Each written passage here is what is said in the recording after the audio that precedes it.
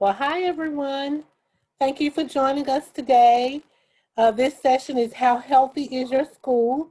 The Building Blocks to a Healthier Environment. So thank you for joining, and we'll go on and get started. I'll introduce myself, and Leslie is my co-technical facilitator today. She's waving, and we worked together yesterday, and it went very well. So glad you could be with us today. And if you could start the PowerPoint now, Liz. We want this to be an interactive session, so we're going to do a breakout. We're going to ask people to raise their hand, to make comments, and use the chat box. So you will be just as involved in this as we will be. So thank you so much. And it is my pleasure to serve as your facilitator today. I am Donna Crawford, and I come from the Alliance for a Healthier Generation.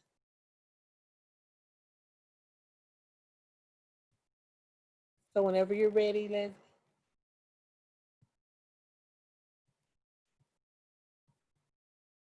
There we go. And next slide, please. And I joined Healthier Generation in 2007.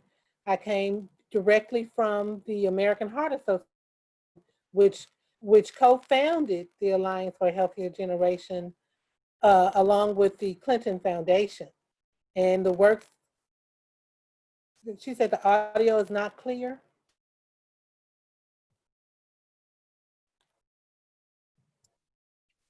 Kind of buffering sounding. Okay. Hopefully that will clear up, because it sounds clear on my end, and I'm not getting any messages that says that it's unclear, but I apologize for that. And with the Alliance for a Healthier Generation, I work directly with schools in Tennessee. I'm from Memphis, Tennessee. And then I also support schools in Louisiana. So that's one of the reasons I am here today. And thank you so much. And my partners in this work include the Louisiana Department of Health, Well Ahead Louisiana, and the Louisiana Department of Education. So next slide, please. So together we formed the Louisiana Healthy Schools Program, and we received funding from the CDC to help strengthen the statewide infrastructure of school health councils, statewide professional development, provide technical assistance to local school districts and local schools, collaborating with non-governmental organizations to complement and strengthen the work, and then to collect data to inform decision-making and evidence-based strategies. So the three groups do that together. Thank you. Next slide. So today's objectives are to detail steps to create a healthy school environment, define the role of a diverse representative team, and to share tools and resources that can be used to assess, plan, and take action to improve the school health environment. Next slide, please. So when you talk about building blocks, you need to talk about a system. And today our system will involve the steps below. Vision, which leads to structure. Structure supports data, and data leads to action. These are our steps that we will discuss today in building a healthier environment. Next slide. So our first block will be vision. Next slide. So the work that we do in the Louisiana Healthy Schools Program is part of what our vision is for our organization. So why should we work with healthy schools? And that is because we guide and support schools to implement policies and practices that meet federal requirements and to further local health and wellness goals. We help to identify the elements needed to create a healthy school environment. And we give schools the guidance, tools, and resources to help them make healthy changes. Next slide, please. There are lots of competing programs in this space. There are lots of activities, lots of fun groups, lots of ways that you can implement health and wellness. But for us, it's our focus is on the kids. And when kids are healthy and active, physically active, they perform better academically, have better attendance, and their behavior improves. And this has been proven that this is true. And I'm sure you have seen this as well. Next slide, please. You wouldn't be here today if children's health was not important to you. So we're going to join a group in a second to discuss within our groups why children's health is important to you. And is it a personal reason? Is it a functional reason? But why is that important? And when in your groups, when we come back, we ask that you please share any great ideas that you heard from other group members about why children's health is important. And we do know that when children are healthy and happy, they are much better students. And the same goes for the staff that supports students. When they are healthy, when they are supported, then they become much better educators. So Leslie will put us in groups and you will see an invitation and you join that room, and then about, it's just a 5-minute breakout, and then you will automatically be placed back into this large group room. So thank you, Leslie.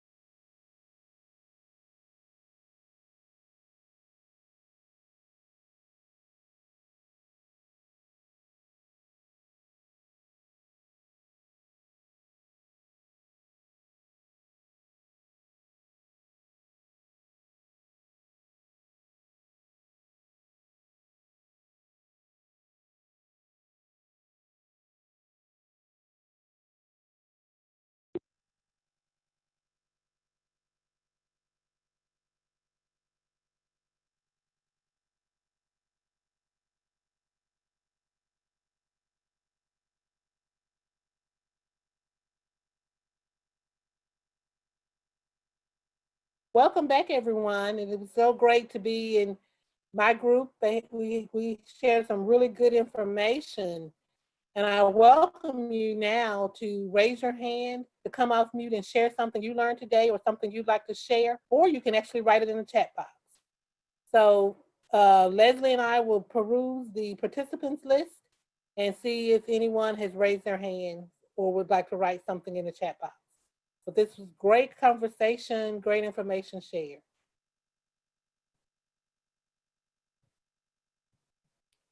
We have So Paula. in our group, we discussed, of course, how, a healthy environment is so good for our children, and a healthy body and a healthy mind. And of course, we got a little sidetracked by what's going to happen in the fall. I personally teach preschool autistic children. And, the majority of our day is teaching social skills and how to keep yourself in a healthy environment. And, that was just a big part of our discussion. Our school does feed breakfast. We do feed lunch. We do feed snacks. So that's one thing we can control in their environment is a healthy body. Wonderful. Which helps them to learn better. Mm-hmm. Thank you, Paula. We have some comments in the chat box. Anyone else raise their hand so far? But Jelaine Price, I shared this topic because it reminded her of how we are supposed to teach and be concerned about the whole child. That is so true. And Daisy is important because it's harder for them to learn if their basic needs, which does include health, are not met. So true. And Ashley had written that it is important because students can focus more on work when they are eating healthy. Oh, did you see this one, Paula, from Natalie? So this is great. If Michael is still here, Michael Hardy was in my group. He shared something really interesting about the role as a teacher. So Michael, if you wouldn't mind raising your hand and then coming off mute. I'm putting you on the spot.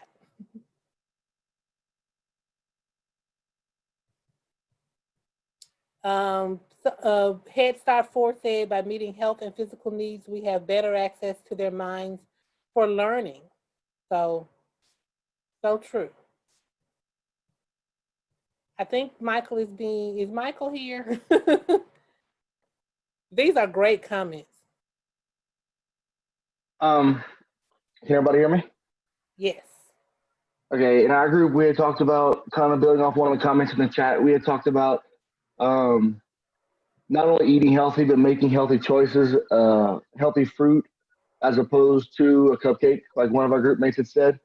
And we had also mentioned being role models and being there for them emotionally, having somebody to talk to when they might not have somebody else in their house otherwise. There may be somebody taking care of a younger sibling. They might not be able to have an intelligent conversation with anybody because the parent's working, and having a teacher to talk to is very beneficial to stay healthy emotionally.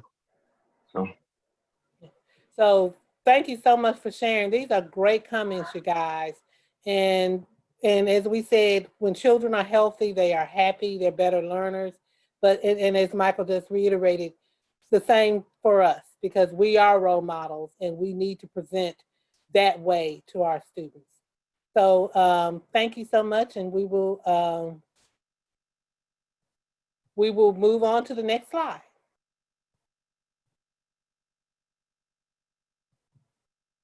And I love the comments. Let's keep that conversation going. So this is another opportunity for you to comment. If there were no barriers, what would your healthy school or district look like? Would other staff be involved?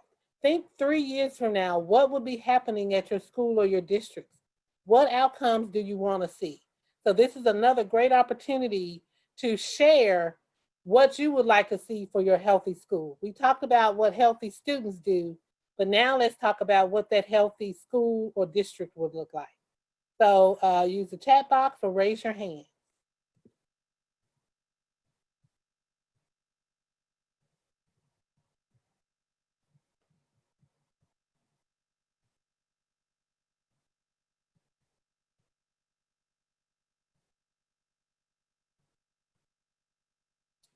Hi, Carolyn.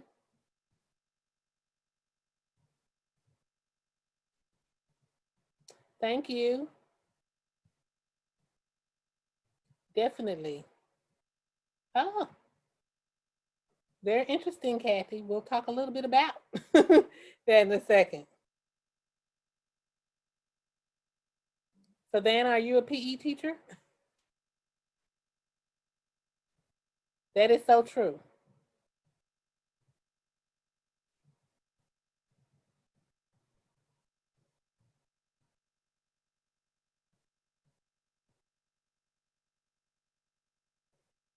Yes.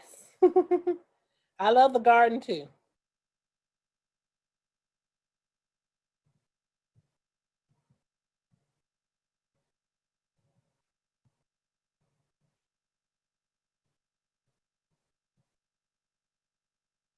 This is great, you guys. I did this session yesterday, and so many people talked about outdoor classrooms, gardens, and more physical activity, even in the class itself. This is wonderful. And the flexible seating, that's going to be ever more important as we move into next school year. Oh, I hope you get that, Doris. I really do. And Natasha has raised her hand.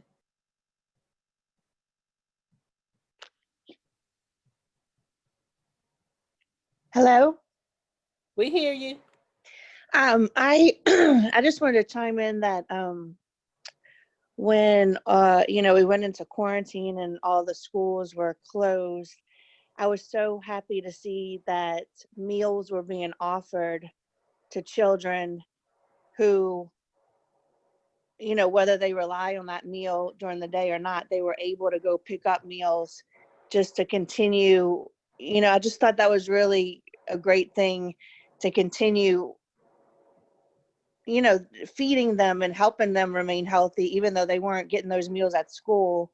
So I just want to chime in that I really was happy because a lot of people were worried about children who, you know, at school that may be their only full meal of the day, and that they were still able to pick those meals up just to help them out during this time. That is so true. Like I said, I'm in Memphis, and the lines were around the corner for people to get meals. And but what was so gratifying was they never turned anyone away.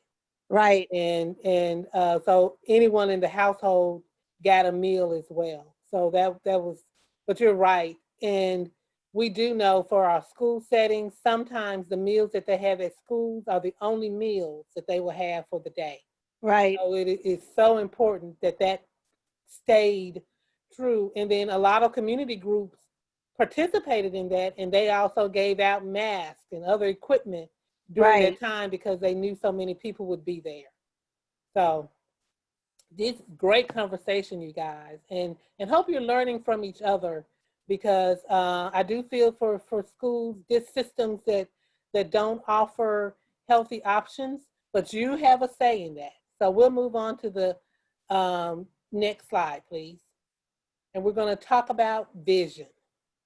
So all of the things that you guys said is your vision.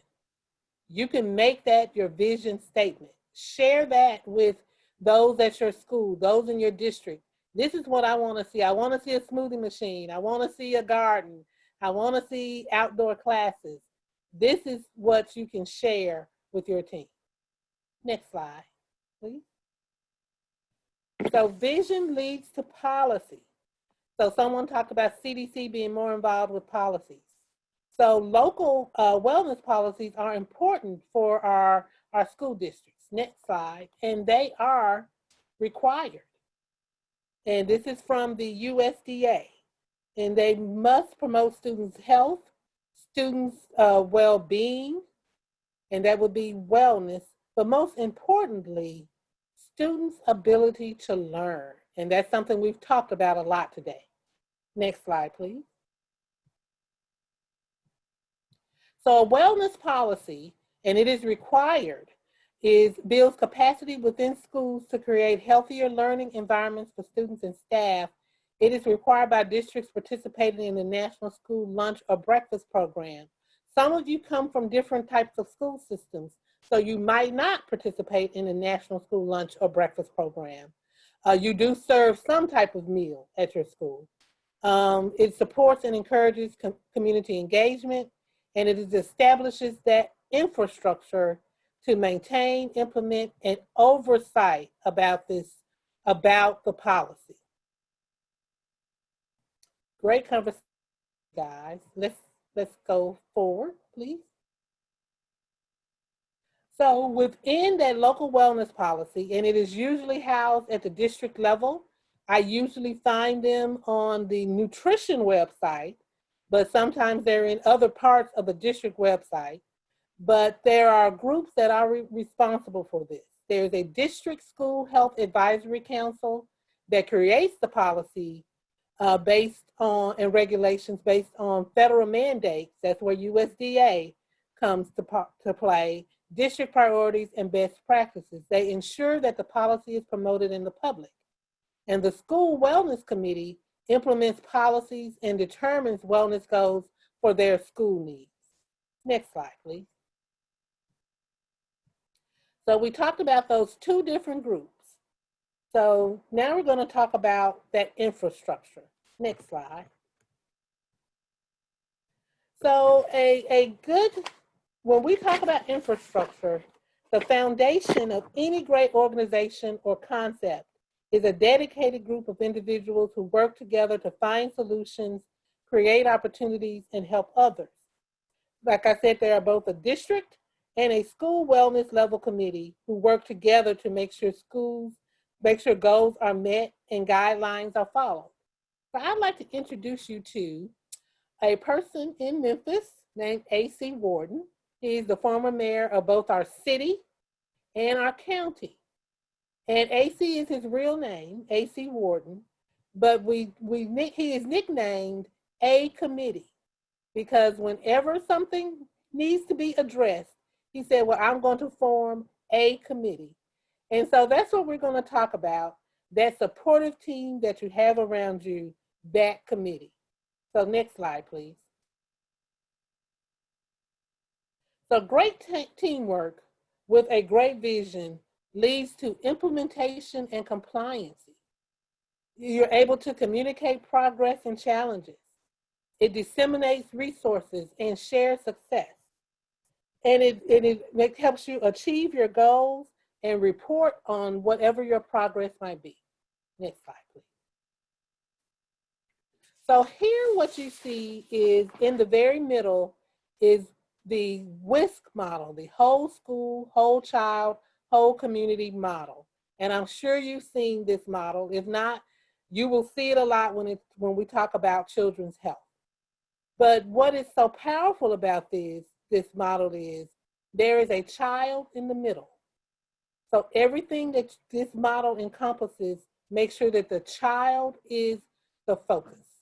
So there are 10 entities around the child, and these are 10 areas that must come together to support that child, make sure that child is healthy, safe, and engaged and challenged. And then what surrounds this model is the community. So nothing will happen without the community. So most districts form SHAC members. We call them school advisory councils, school health advisory councils, or SHACs. And around this, you just see an example of different people who could be a part of a district SHAC. And is there anybody missing from this list that you see?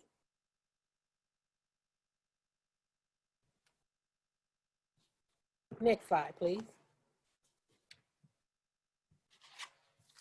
Similarly, there is a school wellness committee.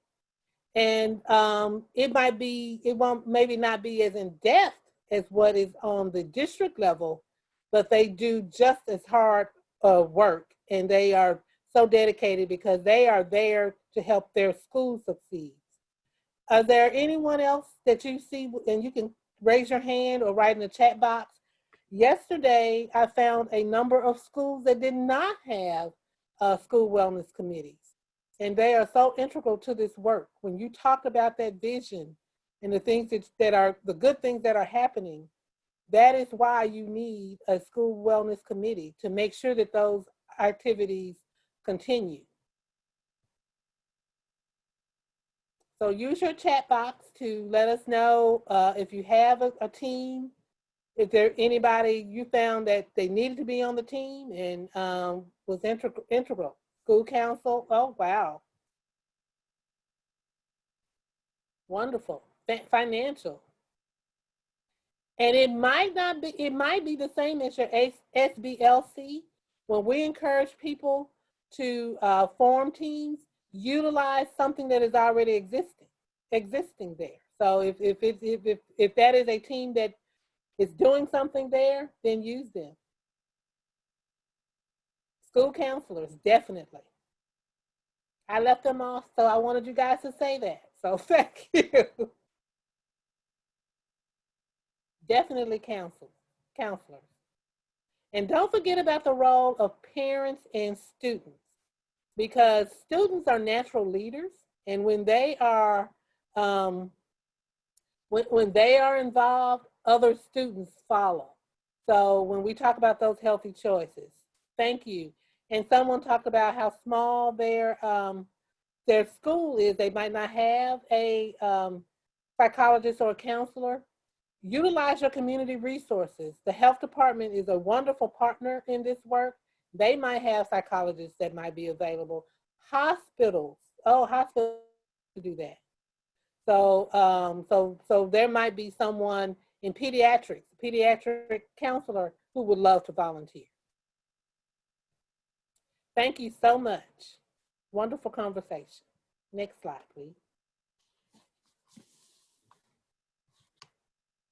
The district and school team must work together. This is not the district gives you an order and the schools say, well, no, we're going to do it our way. You have to work together because you are only successful if you work together.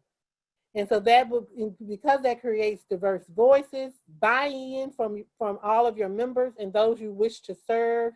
You can advise and advocate. You take action.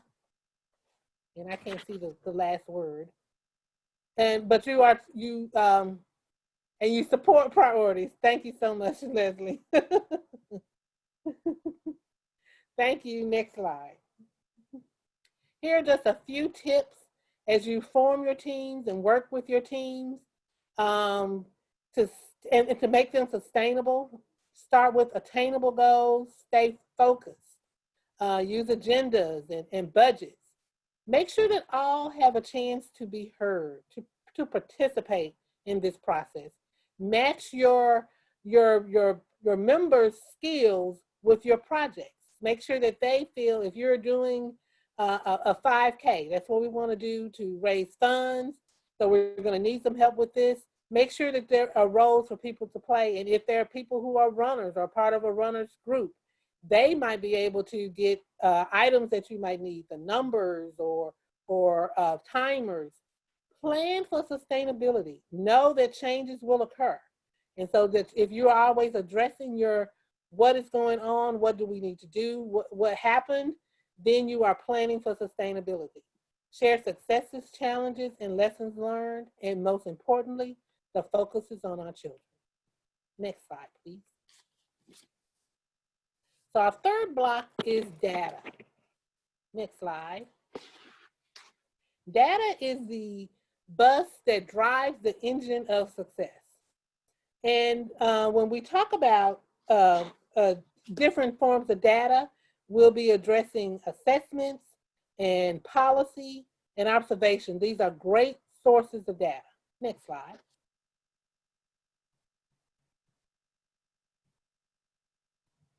So the first part of our assessment, when you assess your situation to know where you are, is to utilize the local wellness policy that you already have in place.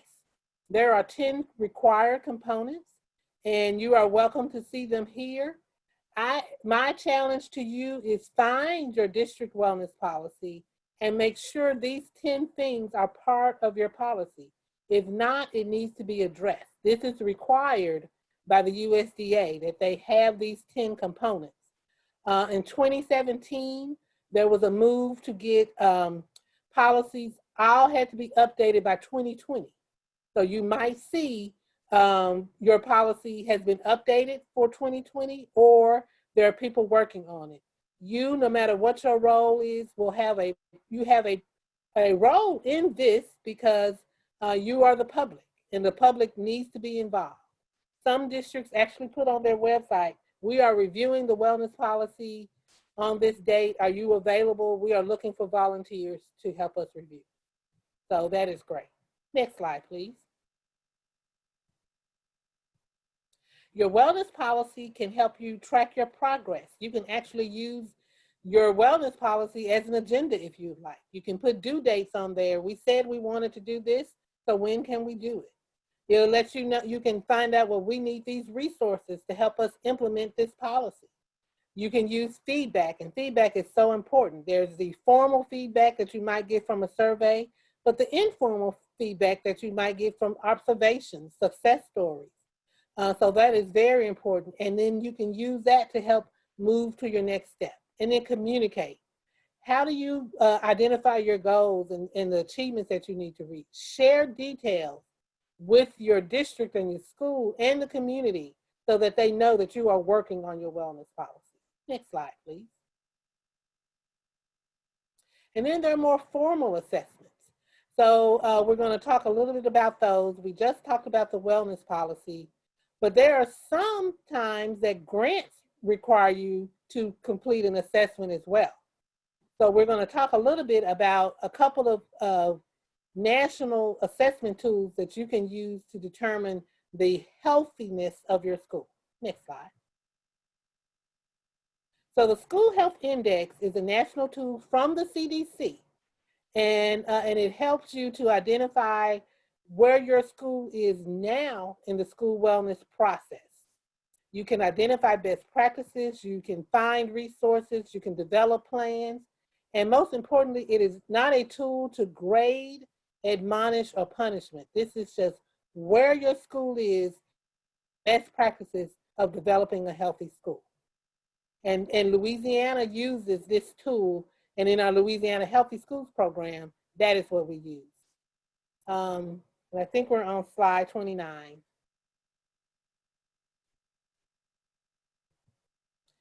The Alliance for a Healthy Generation has an assessment as well, and we use the CDC. So we use the same questions in the School Health Index, and our website is all digital, so everything is available online, and you can see progress right away. You see the little different colored blocks that'll let you know where your school is, but also we have a built-in action plan and resources linked to each of the questions.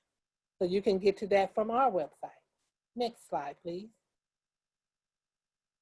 So we talked a little bit about the data and how do you know where you are, and that is where you are. But now you need to know, where do you want to go? So we'll take a deeper dive into action. And I just love, next slide, please, ladies. And when you say the word action, you also move a little bit. So I like that. So that is what we're going to do. So we're going to do a very quick physical activity.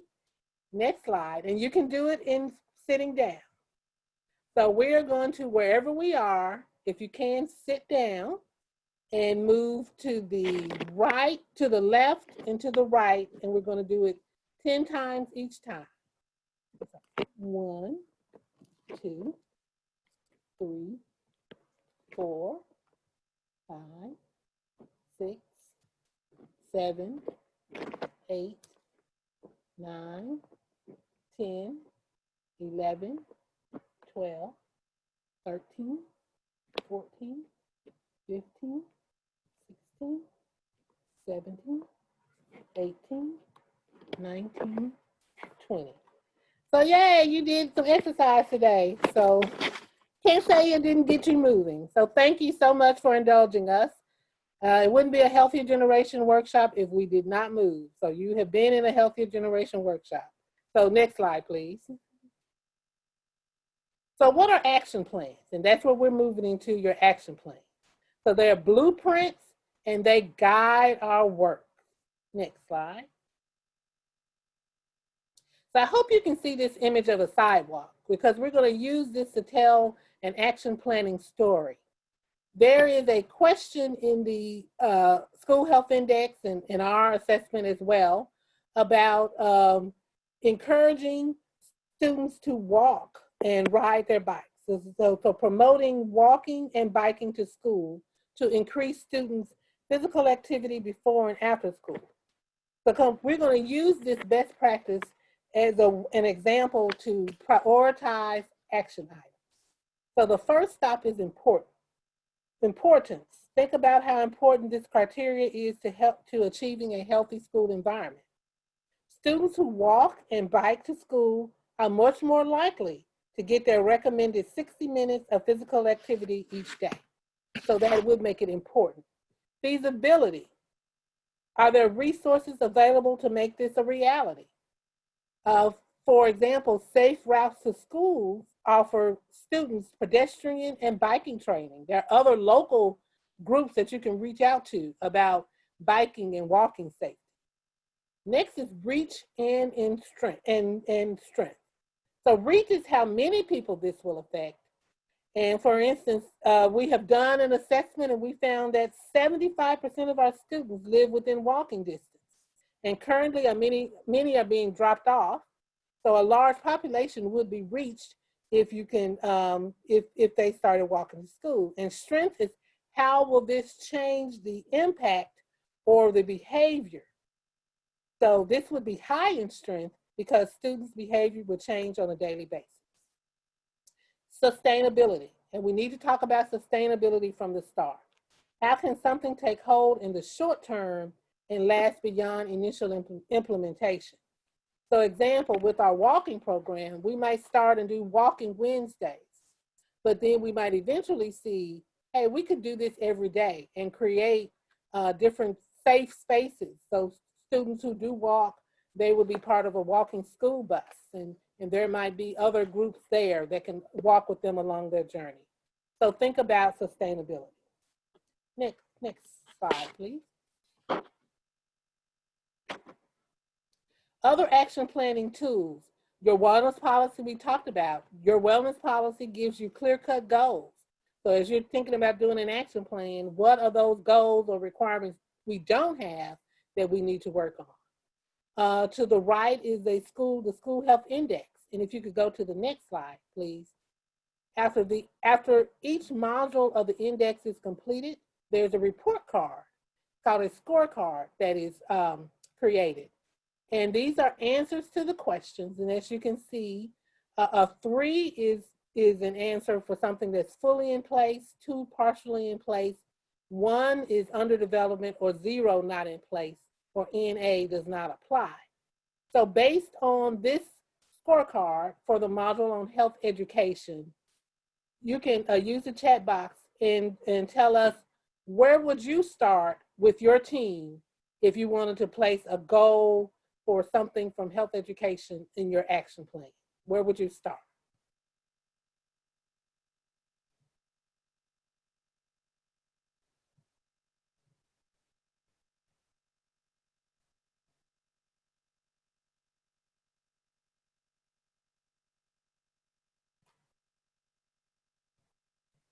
Don't everyone shout at work at once.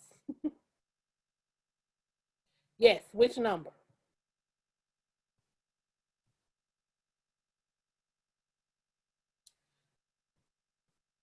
Why? Yes, number 9 would be a place to start because you have 1s, which means that they are, yes, the 7 or the 8, because they're the ones that are underdeveloped. You're already doing a good job in the ones that are marked 3. 2 could be an option, but definitely I would start with the ones that are underdeveloped and then go through those steps. Is it feasible? Does it have, what is about the reach and the importance, and what about the sustainability? Thank you, guys. Oh, no, I'm in using the scorecard. I apologize. Thank you. Next slide, please. Well, if you build upon the ones that are already strong, aren't you neglecting the areas where you need to do some work? Just think about that. Now, you can always work on any goal that you would like. And every goal also needs to be made stronger. But if I were working with my team, and this is our first time doing this, I would probably look at an area where we need to improve. You guys are having a great conversation. This is your team's work. So if your team, you feel that that's where you need to start, I have no problems with that. Not at all. There's also a blank on our website. There's a blank action planning chart that you can use where you can write your goals and work with your team, put in your dates, what type of evidence you need to be successful. Next slide, please. So once you put your goals into action, you are now ready to reassess and share your results. And so this is the plan. So you follow the vision, you use the data, you set your goals with your team. You have to implement your plan, find those resources to make that happen, share your progress, and then reassess and share your results. Next slide, please.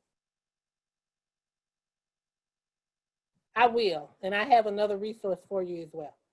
So tying it all together, and I will put our website in the chat box right now so everyone can.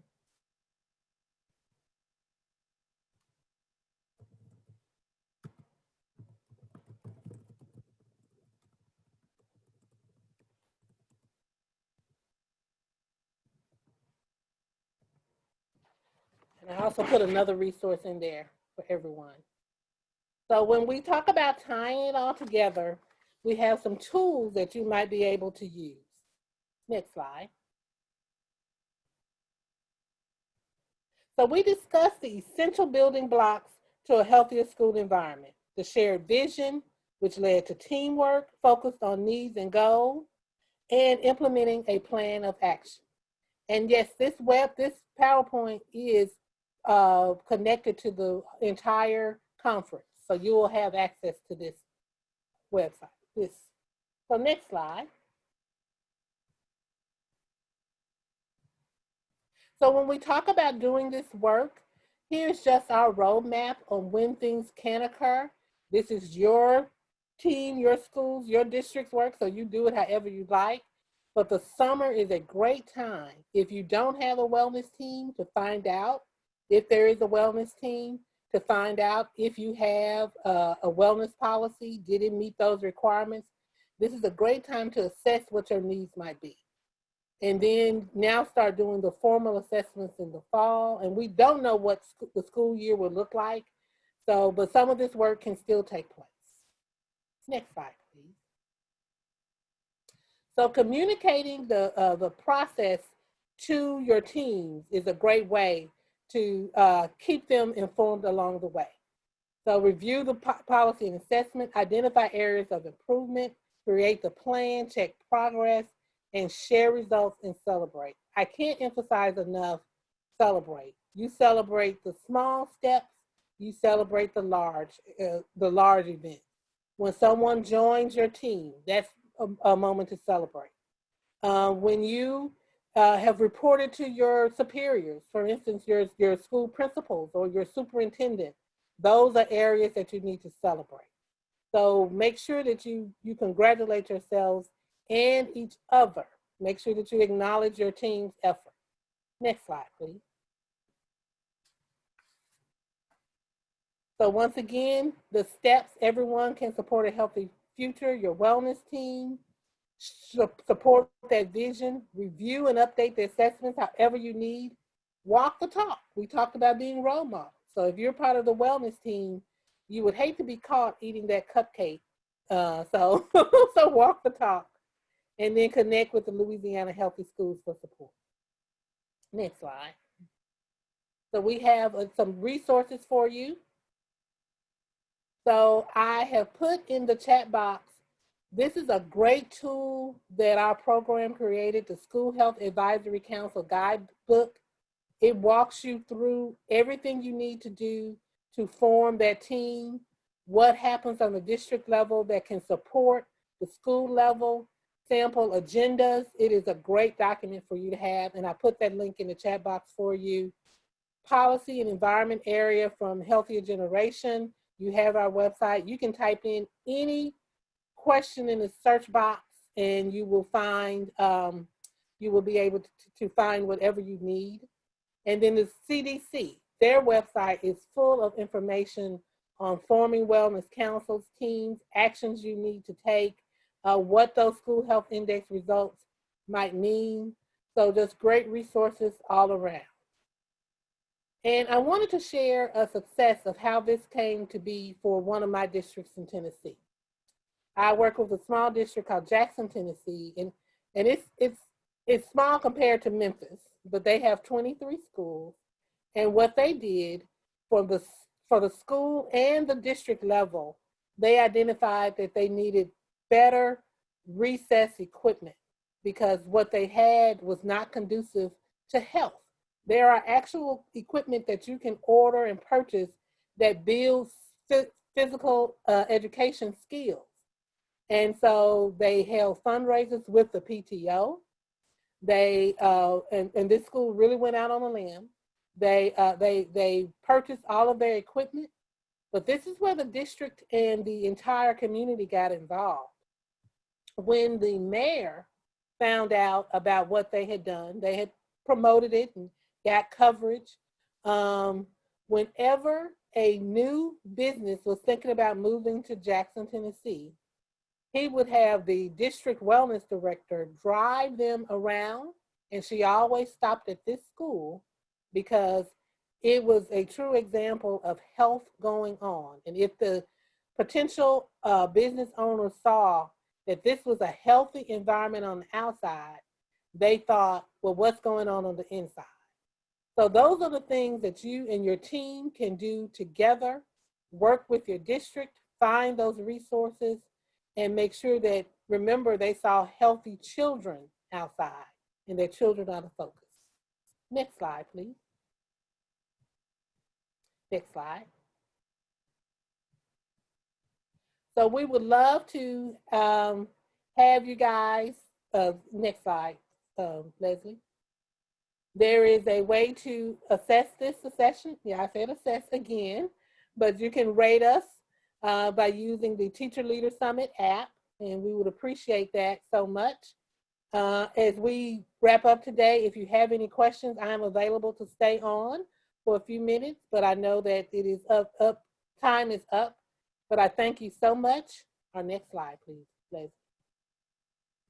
And on behalf of Leslie, who volunteered to do this, she is volunteering to do this, and is an educator, but she volunteered to help us today. And these are our member organizations. And I'm sure some of you have worked with Stephen Guccione or Erica Gillum, or Emily Panetta and Stephanie Jodier with the training crew. So, it is our pleasure to serve you today. And I'll stay on for a few minutes in case someone has any questions, but thank you so much.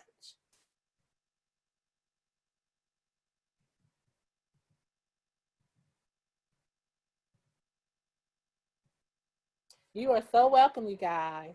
Thank you.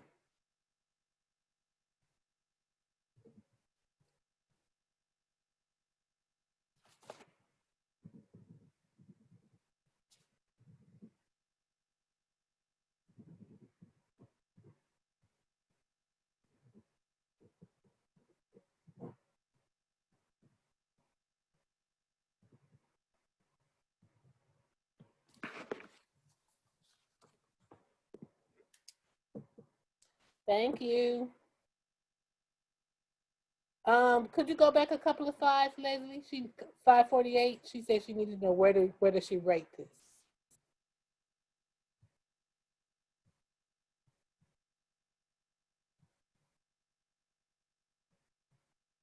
And I don't know where that might be. Do you know where that is, Leslie? They said at the bottom of corner of your session window in the app, click rate this.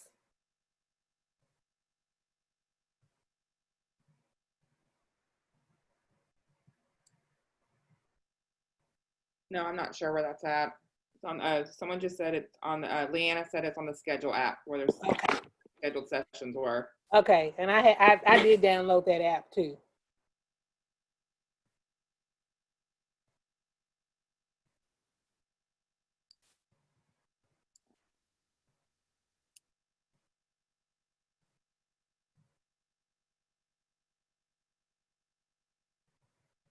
Thank you, Leanna.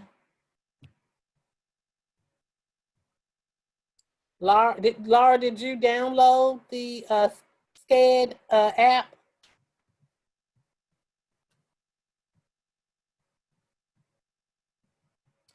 The link might have been emailed to you, but you now need to download it and put it on your phone or on your computer. Leanna is offering assistance. Thank you. So great that everyone's coming together. Thank you, Leanna. Did you see that message? It's in the chat box.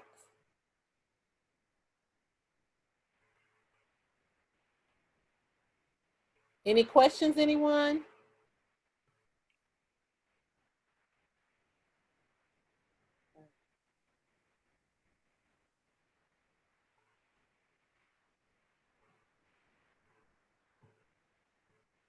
You guys have been phenomenal. It's a good one, yes.